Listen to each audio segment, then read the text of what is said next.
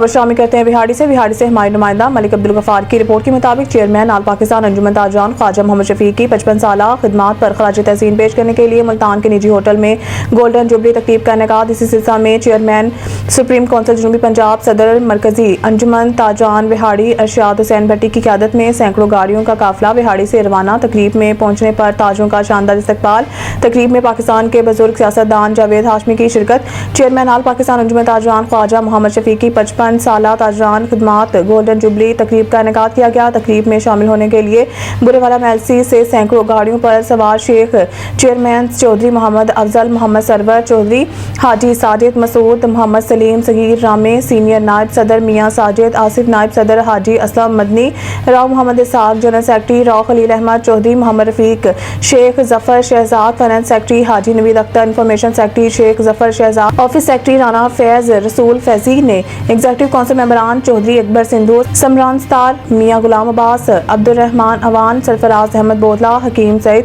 حاجی سجاد اور Malik Abdul Ghaffar, general secretary goods transports association نے خواجہ شفیق سے محبت کا اظہار کیا۔ بہاڑی سے 50 سے زائد گاڑیوں کے قافلے نے شرکت کی۔ تقریب سے خطاب کرتے ہوئے معروف سیاستدان Javed Hashmi, chairman supreme council جنوبی پنجاب تاجران ارشاد حسین بھٹی اور دیگر نے خواجہ محمد شفیق کی 55 سالہ خدمات پر انہیں خراج تحسین پیش کیا، جبکہ خواجہ محمد شفیق نے دوستوں کا گولڈن جوبلی تقریب آنے والے تمام مہمانوں کا شکریہ ادا کیا اور بہاڑی سے آنے والے تاجران کے بڑے قافلے کا خصوصی شکریہ ادا کیا۔ آخر پر ملک کی سلامتی اور بقا کے لیے دعا کی گئی۔